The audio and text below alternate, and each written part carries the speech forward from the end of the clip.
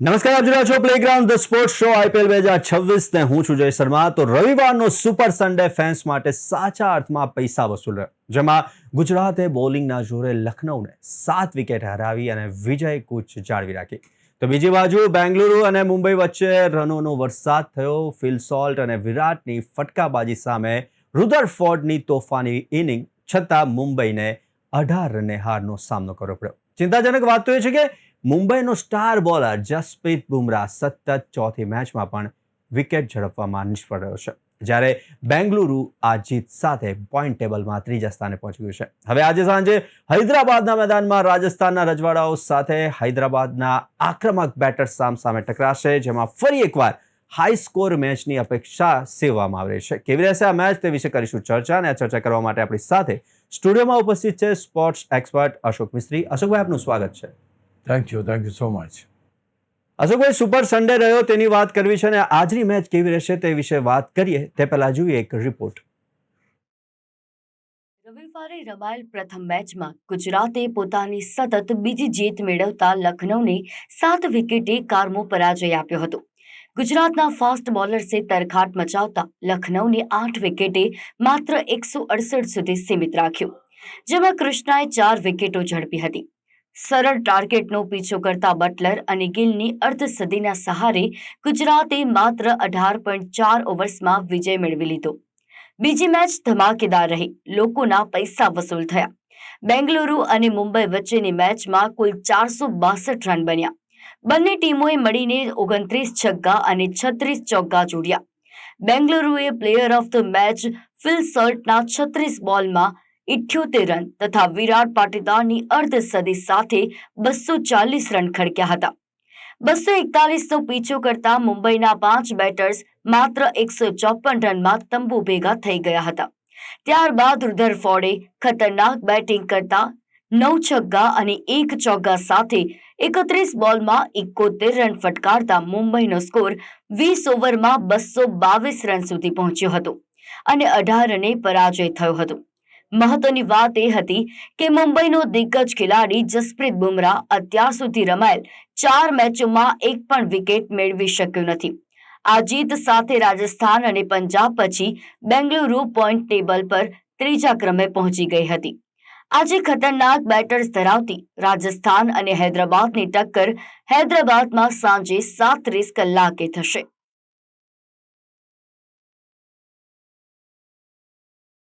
અશોકભાઈ, ચર્ચાની શરૂઆત શનિવારે રમાયેલી મેચથી કરીએ તો શનિવારે ચેન્નાઈ સુપર કિંગ્સે પોતાનો પ્રથમ વિજય મેળવ્યો અને સંજુ સેમસને સદી ફટકારી અને ચેન્નાઈ દિલ્હી સામે મેચ હારી ગયું. કેટલું મહત્વનું આ પ્રથમ જીત? સૌથી પ્રથમ તો અપેક્ષાઓ જ્યારે બહુ મોટી હોય અને પરફોર્મન્સ જોવા ના મળે ત્યારે આપણને દુઃખ થાય. વેન વી આર એક્સપેક્ટ કે ભાઈ આ ટીમ આવું જ કરવી જોઈએ, કારણ કે ભાઈ 5 વારની ચેમ્પિયન છે, મહેન્દ્રસિંહ ધોની ની જાહો જલાલી એ ટીમ સાથે જોડાયેલી છે, અને ત્યારે આપણે એમ જ ઈચ્છીએ કે ભાઈ આ તો મહેન્દ્રસિંહ ધોની હતા ત્યારે જે થતું તે થવું જ જોઈએ આ ટીમમાં. પણ ત્યાર પછી એવું માનવાને કારણ મળ્યું કે ભાઈ પરિવર્તનનો દોર ચાલે છે. there are lot of changes taking place in the team.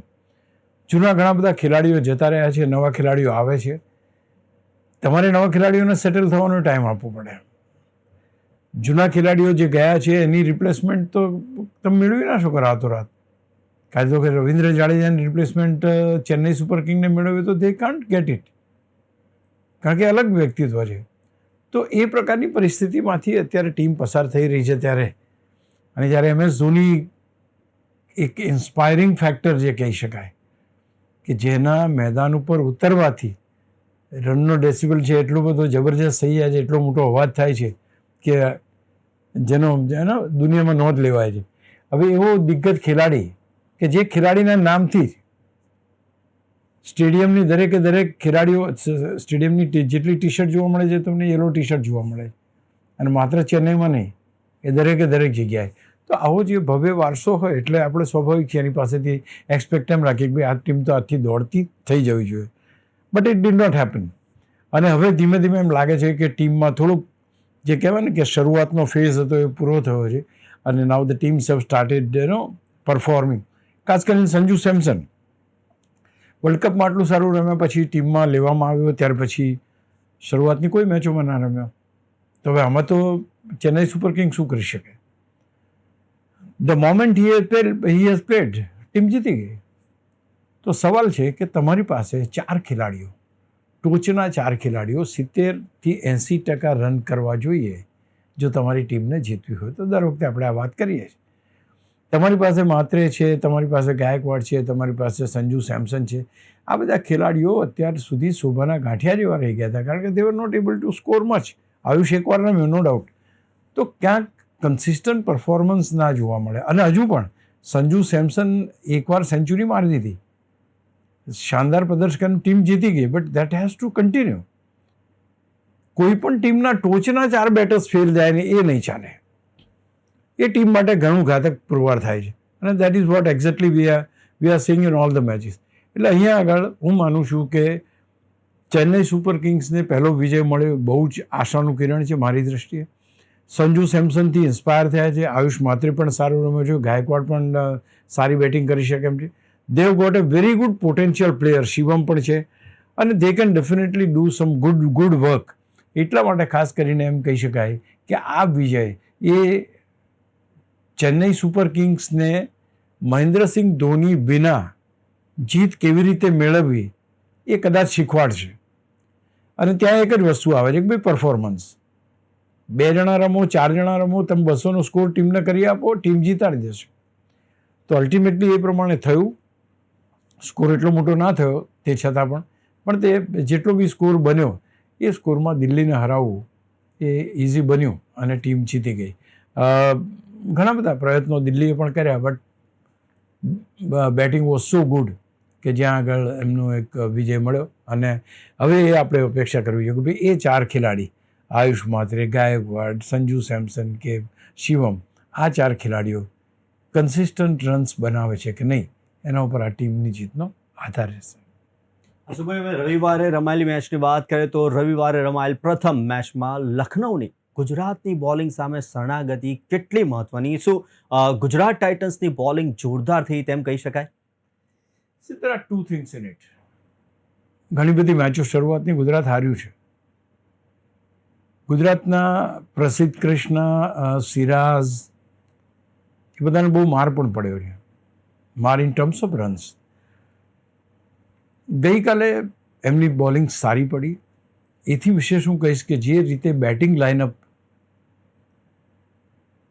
લખનૌનું હતું એ ક્યાંક ને ક્યાંક એકદમ વિખરાઈ ગયેલું હોય.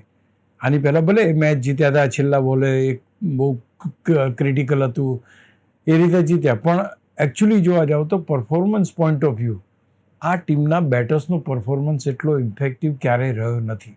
That is a fact. હવે ભલે એના ફ્રેન્ચાઇઝી રિષભ પંતને કહેતા હોય કે ના કહેતા હોય, પણ પરિણામ તો પરિણામ છે. એ તમારા માટે બહુ અગત્ય. તમે આટલો નાનો જ્યારે સ્કોર કર્યો, 164 રન્સનો સ્કોર બનાવ્યો, દેટ મીન્સ કે તમે જમાનાથી અલગ ચાલી રહ્યા છો. જમાનો અત્યારે 300ના સ્ટ્રાઇક રેટથી રમે છે, 250ના સ્ટ્રાઇક રેટથી રમે છે, 200ના સ્ટ્રાઇક રેટથી રમે છે અને તમે એમાં 164 રન બનાવો છો.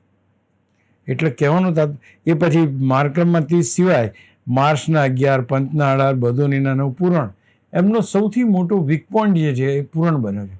કારણ કે Pooran has been a consistent run getter in the previous IPL. એના જેવો છગ્ગા રમનાર ખેલાડી દુનિયામાં કોઈ નથી, પણ એ આ વખતે ખામોશ છે, એનું બેટ ખામોશ છે. Rishabh Pant not in good form at all. ભલે એકાદ વાર રમી ગયો પણ ઓવરઓલ તમે જોવા જાઓ તો દરેક મેચમાં પરફોર્મન્સ આવતું નથી. અને એક T20 અને IPL ખાસ કરીને એને બનાવવા જ એટલા માટે આપ્યું કે બેટ્સમેન ઓરિએન્ટેડ ગેમ છે. તમારા બેટ્સમેન રમશે નહીં તો તમારે પછી જીતવું મુશ્કેલ પડશે. એટલે અહીંયા આગળ 200, 250 રન. હવે પહેલાં એક હતું કે 170નો સ્કોર થાય એટલે જીતી જાય ટીમ, પછી 180 થયા, પછી કે 200 એટલે વિનિંગ ટોટલ. હવે બધું જતું રહ્યું છે. હવે 250 એટલે વિનિંગ ટોટલ એમ થઈ ગયું છે. તો આ બદલાતા સર્કમસ્ટેન્સીસમાં જો લખનઉ જમાના સાથે તાલમેલ કરીને નહીં ચાલે તો they want be able to survive. તો એ જ પરિસ્થિતિ છે અત્યારે કે 164માં ઓલ આઉટ થઈ ગયું અને આ કોઈ ટોટલ એવું હતું નહીં કે સામેની ટીમ પર કોઈ પણ જાતનું દબાણ લાવે. એટલે હું માનું છું કે બેટિંગ જ પુઅર થઈ કે જેના કારણે આટલો સરળ તમને સ્કોર મળ્યો. તમે બોલિંગની વાત કરી, bowling yes to some extent, પણ બોલરને વિકેટ મળે તો એની બોલિંગ શાર્પ થઈ જાય. આ દુનિયાનો નિયમ છે. 1-2 વિકેટ મળી જાય એટલે તમે ગમે તેવો બોલર તમારો હોય એની પરફેક્ટ લાઇન અને લેન્થ આવી જાય, સ્વિંગ થતા થઈ જાય કે લેન્થ એની બરાબર આવી જાય તો એવરીથિંગ હેપન્સ વન. તો કાલે એવું થયું કે કેચો ઉછળ્યા, કેચો કરવામાં આવ્યા, વિકેટો મળી, અને વિકેટોની સાથે સાથે ક્યાંક એ સેટિસ્ફાય થયું કે ભાઈ આપણે 164-65માં સામેની ટીમને ભેગી કરી રાખી. હા, રાશિદ ખાનને વિકેટ નથી મળી, પ્રસિદ્ધ કૃષ્ણને વિકેટ છે, once in all this matches છે. તમે જુઓ એ કન્સિસ્ટન્ટલી 3 વિકેટ લે છે એવું નથી. સૌથી વધારે જોડાય છે તો બી એક ખેલાડી જોડાય છે. એટલે અહીંયા આગળ ખાસ કરીને જોવાનું રહેશે કે તમારા ખેલાડીઓનો કન્સિસ્ટન્ટ પરફોર્મન્સ હશે તો નેક્સ્ટ મેચમાં જીતવાની તમે એ કહે. Otherwise Gujarat will have to once again they will have to depend on there batting. એટલે હું માનું છું કે તમે બેટિંગની વાત કરો તો ગુજરાતની આપણે જો વાત કરીએ તો ગુજરાતની બેટિંગ ઉપર બી એટલું પ્રેશર કાલે હતું નહીં. જી અશોકભાઈ, ગુજરાતે ચેસ કરવાની અંદર વધુ સમય લીધો તેમ લાગ્યું, કારણ કે આપણે જોઈએ છીએ કે શરૂઆતની 5 થી 6 ઓવરમાં 50, 60, 70 રન ક્યારે બની જાય છે ખબર જ નથી પડતી. ત્યારે મોટા ભાગની ટીમો, આપે પણ હમણાં કહ્યું સ્ટ્રાઇક રેટની વાત કરી તો 200+ સ્ટ્રાઇક રેટ સાથે રમે છે. ત્યારે ગુજરાતે 165 રન બનાવવા માટે 18.4 ઓવર્સ લીધી. એ વધારે ના કહેવાય? ધેટ ઇઝ એબ્સોલ્યુટલી વધારે કહેવાય. પરફેક્ટ જે તમે કહ્યું એ પ્રમાણેની વાત છે, કારણ કે જો તમને આટલો સ્કોર બનાવવા માટે પણ 20 ઓવર જોઈતી હોય અને એ જ 20 ઓવરમાં સામેની ટીમ 250 રન બનાવતી હોય તો ધેર ઇઝ સમથિંગ મિસિંગ. જરૂરી નથી કે એણે 164 રન કરે એટલે આપણે ધીમે ધીમે રમીને 164 20 ઓવરમાં કરવાના. It's not required that way. આ આઈપીએલનું સૌથી મહત્વનું પાસું છે નેટ રન રેટ.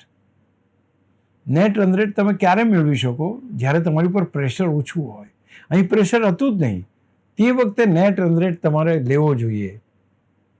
તમારી પાસે નેટ રન રેટ વધારવાની અથવા તો ટીમનો નેટ રન રેટ સુધારવાની પૂરતી તક હતી.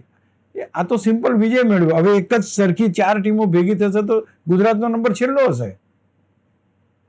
તો આ તો કોઈ વિજયનું જીતવાની સાથે જે એના ઇન્ગ્રેડિયન્ટ, માત્ર જીતવું એટલું મહત્વનું નથી બન્યું. તમારે જીતની સાથે સાથે રન રેટ કેટલો છે, કેટલા સ્ટ્રાઇક રેટથી તમે રમો છો, કેટલા નેટ રન રેટથી તમે જીતો છો. આ જ 165 રન જો એમણે 13 કે 14 ઓવરમાં પતાયા હોત તો વસ્તુ અલગ હતી, નેટ રન રેટ સુધરી જાત. એ નેટ રન રેટ આજે ભલે કામમાં ના લાગે પણ લેટર સ્ટેજ ફર્સ્ટ હાફ પતી જાય પછી ડેફિનેટલી કામમાં લાગે. તો હું માનું છું કે યસ, બહુ જ ઓછી જે રીતે રમ્યા છે ખેલાડીઓ, એમનો જે સ્ટ્રાઇક રેટ છે, ગિલ 140ના સ્ટ્રાઇક રેટથી રમ્યો છે, બટલર 162ના સ્ટ્રાઇક રેટથી રમ્યો છે.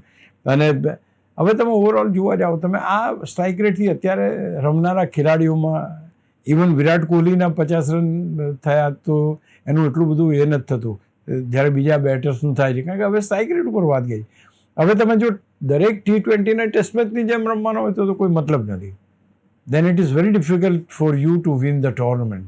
તમે જો ટુર્નામેન્ટ જીતવાની કોશિશ કરતા હો તો તમારી પાસે પેરામીટર્સનું ધ્યાન રાખવું પડશે. તમારે આટલા રન કરવાના છે, કેટલી ઓવરમાં કરીએ તો મારા નેટ રન રેટમાં ફેર પડશે. આ કેલ્ક્યુલેશન તો હોવું જ જોઈએ. એની જીત તો જીત છે. આપણે 2 પોઈન્ટ્સથી આપણે કરીએ કે ભાઈ ચલો સારી રીતે જીત્યા, પણ હું નથી માનતો કે આ જીત લાંબા ગાળે નેટ રન રેટમાં કોઈ ફાયદો અપાવે. અશોકભાઈ, ગઈકાલે 2 મેચ હતી. બીજી મેચની વાત કરીએ તો બેંગ્લોરની 200+ સ્ટ્રાઇક રેટથી જોરદાર 240 રન કર્યા. શું બોલિંગ ખરાબ હતી કે પછી બેટર્સના ઈરાદા કંઈક અલગ જ જોવા મળી રહ્યા હતા? કેવી રહી સોલ્ટ, પાટીદાર અને ડેવિડની બેટિંગ અને વિરાટની અર્ધશતક બહુ ફાસ્ટ ના હતી? કોઈ ખાસ કારણ? જો 1-2-3 વખત ગઈકાલે બેંગ્લોરની ઇનિંગ, પહેલી વસ્તુ કે બેંગ્લોર અને મુંબઈ અથવા મુંબઈ અને ચેન્નઈ આ આમ કટ્ટર હરીફો છે. આઈપીએલ શરૂ થઈ ત્યારથી આ 2 ટીમોની મેચ હોય તો એકમાં કોણ કોનાથી ચડિયાતું એ બહુ જ હોય છે. એની અંદર પુરવાર કરવાનું બહુ હોય છે. એટલે અહીંયા આગળ તમે રોહિત શર્માની ટીમ છે, હવે બધું વિરાટ કોહલીની ટીમ છે, ભલે બંને કેપ્ટન નથી પણ રાઇવલી એની એ જ છે. એટલે એ મેચની અંદર જનૂન તો રહેવાનું, એ મેચમાં બીજી ટીમને ધરાશાયી કરી દેવાનું, એ વસ્તુ રહેવાની. અને that is what they have done. ગઈકાલે સોલ્ટ અત્યાર સુધી ન રમ્યો, ગઈકાલની મેચમાં જામી ગયો. 36 બોલમાં 78 રન જોડી નાખ્યા સાહેબ, 216ની એવરેજથી. સુપર. પછી ત્યાર પછી એણે રજત પાટીદારે 20માં 53, એ બી 265નો સ્ટ્રાઇક રેટ. ઓફકોર્સ વિરાટ કોહલીનો 131નો સ્ટ્રાઇક રેટ. તમે હમણાં કહ્યું કે વિરાટ કોહલીનો સ્ટ્રાઇક રેટ કેમ ઓછો. સી બેઝિક્સ એવા છે કે પાર્ટનરશિપ બહુ મહત્ત્વની બને છે.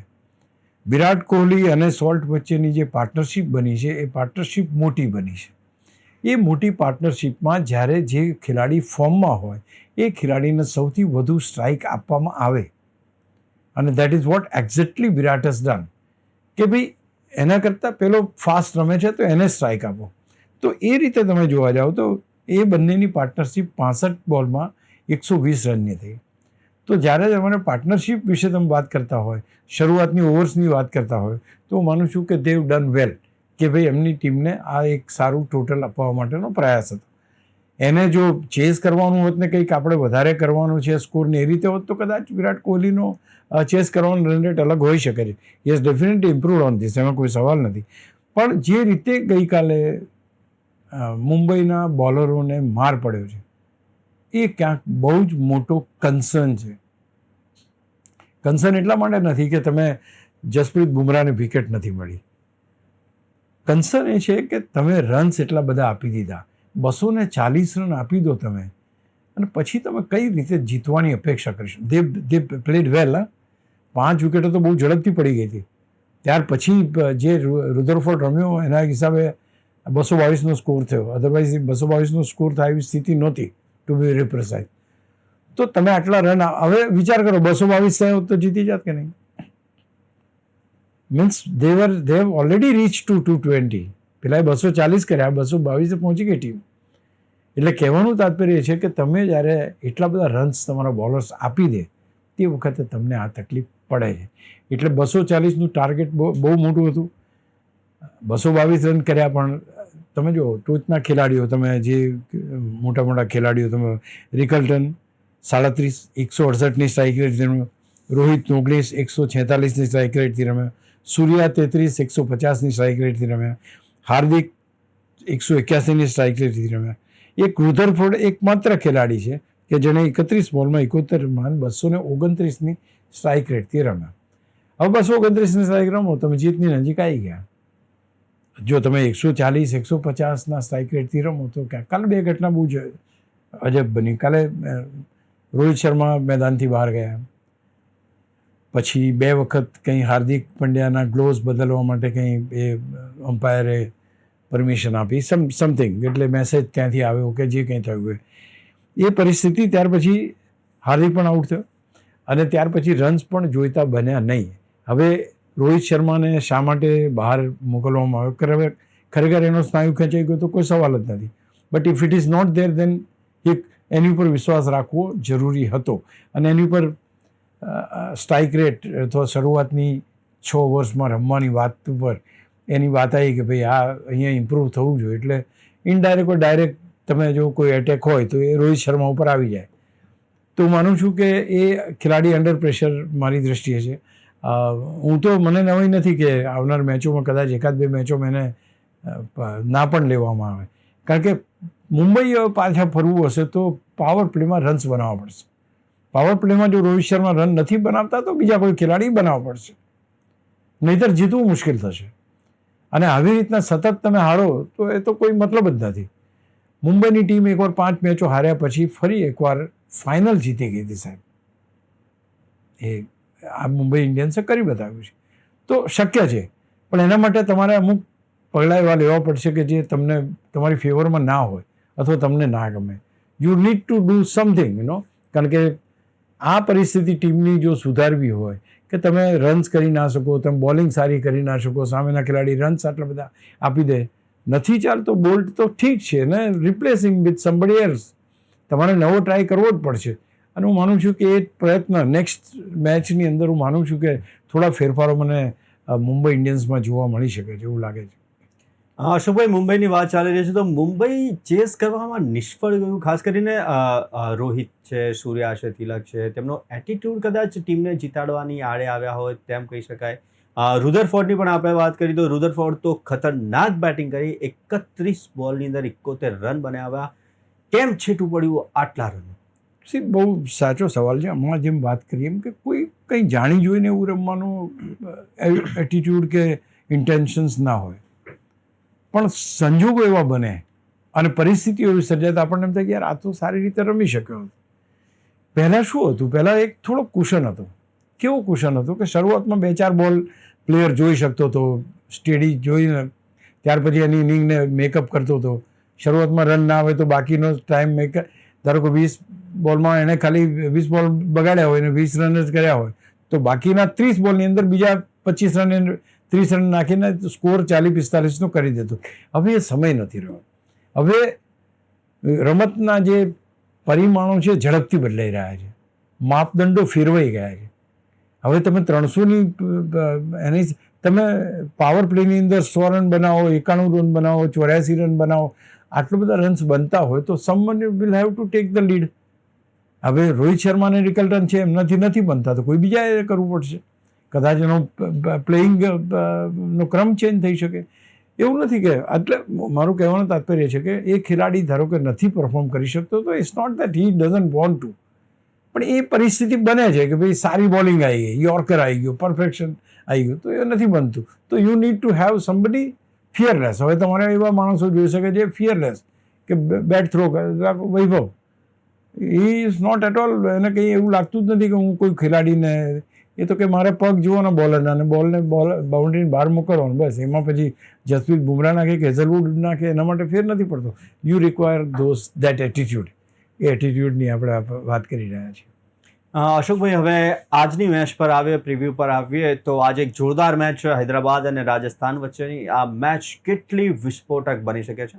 આજે બંને ટીમોની વાત કરીએ તો આજે બંને ટીમોના ટોચના 2 બેટર્સ 300નો સ્ટ્રાઇક રેટ મેળવી શકે તેવી બેટિંગ ધરાવે છે. કે કેવી રહેશે આ મેચ અને સાથે જ કોણ કોનાથી ચડ્યા હતું? અને ખાસ કરીને બોલિંગ ડિપાર્ટમેન્ટની વાત કરીએ તો હૈદરાબાદના કમિન્સનના આવે ત્યાં સુધી બોલિંગ નબળી ગણી શકાય. શું રાજસ્થાન માટે એડવાન્ટેજ? બહુ સરસ વાત કરી કે આ 2-4 જણા રમતા જુઓ ને તો તમને બધી મેચો તમારી એ થઈ. તો આ બાજુ અભિષેકને હેડને જુઓ ને આ બાજુ તમે વૈભવને અને જુઓ, યશસ્વીને જુઓ. આઈ થિંક તમને આહલાદક લાગે એમ. એટલે હવે જોવાનું એ છે કે પહેલાં કોણ બેટિંગ કરે છે. અહીંયા 2 વસ્તુ છે કે આ બાજુ હેડ અને અભિષેક છે, એ લોકોનો સ્ટ્રાઇક રેટ આવો જ છે. પેલી બાજુ 300ના સ્ટ્રાઇક રેટથી વૈભવ રમે છે, યશસ્વી પણ એ જ પ્રમાણે ફાસ્ટ રમે છે, સારું રમે છે. મીન્સ એ બંને પેર, બંને ટીમોની ઓપનિંગ પેર છે એ ખતરનાક છે. હૈદરાબાદે સૌથી વધારે રન્સ પણ બનાવ્યા છે, 270-80 રન બનાવ્યા છે. એટલે they also had a very good. પણ અહીંયા આગળ રાજસ્થાનને થોડીક બેટિંગ ઓર્ડર નડે છે. બેટિંગ ઓર્ડર નડે છે ઇન ધ સેન્સ કે તમારી પાસે ખેલાડીઓ છે, તમારી પાસે યશસ્વી, વૈભવ, ધ્રુવ જુરેલ ને પરાગ. આ 4 ખેલાડીઓમાં જો શરૂઆતના ખેલાડી ક્યારેક આઉટ થઈ જાય તો પાછળની ટીમ પર દબાણ આવે છે. થોડોક મને એમ લાગે છે કે થોડોક ડિસએડવાન્ટેજ એ ટીમ પાસે છે. પેલી બાજુ અભિષેક, હેડ, ઈશાન ને ક્લાસેન, આ 4 ખતરનાક બેટ્સમેન છે કે જે કોઈ પણ સંજોગોમાં કોઈ પણ બોલિંગની સામે રમી શકે છે અને કોઈ પણ રીતે એ લોકો સારો સ્કોર કરી શકે છે. હવે બંને ડિપાર્ટમેન્ટના 4 આપણે ગણીએ તો આ બાજુ 4 જણા જોઈએ તો અભિષેક, હેડ, ઈશાન, ક્લાસેન અને આ બાજુ યશસ્વી, વૈભવ, ધ્રુવ જુરેલ અને પરાગ, 4 રન સ્કોરિંગ છે.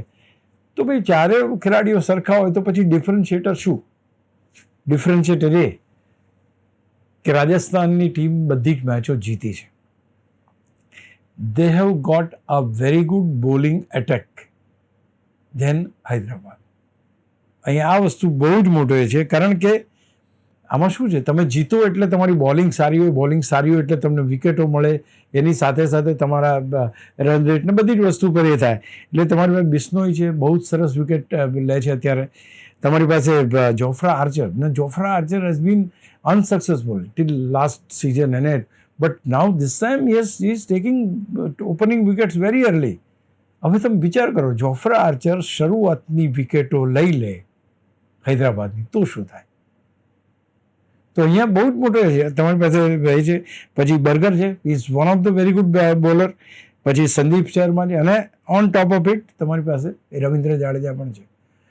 એટલે બોલિંગ ડિપાર્ટમેન્ટને ક્યાંક રાજસ્થાનનો જે છે હાથ ઉપર છે. અહીંયા આગળ અભિષેક અને જો એ લોકો સારું રમશે, એટલે કે જો શરૂઆતમાં વિકેટો નથી ગુમાવતા, તો હું માનું છું કે એક મોટો સ્કોર આપણને જોવા મળશે. બંને ટીમોના ઓપનિંગ બેટ્સમેનો ક્યાંક જલ્દી આઉટ થઈ ગયા તો રન્સ આપણને ઓછા જોવા મળી શકે છે. અને અત્યારના તબક્કે યસ, રાજસ્થાનને એડવાન્ટેજ ચોક્કસ છે. તો હાઈ સ્કોરિંગ મેચ જોવા મળી શકે છે. અને IPL 2026 એપિસોડ 15માં આ હતી આજની ડિસ્કશન. આ ડિસ્કશન માટે અશુભાઈ અમારી સાથે ઉપસ્થિત રહ્યા, તે બદલ ખૂબ ખૂબ આભાર. Thank you so much. તો આવી જ રીતના IPLની દરેક મેચના પ્રિવ્યૂ, રિવ્યૂ, એનાલિસિસ અને ડિસ્કશન માટે જોતા રહો પ્લેગ્રાઉન્ડ ધી સ્પોર્ટ્સ શો. નમસ્કાર.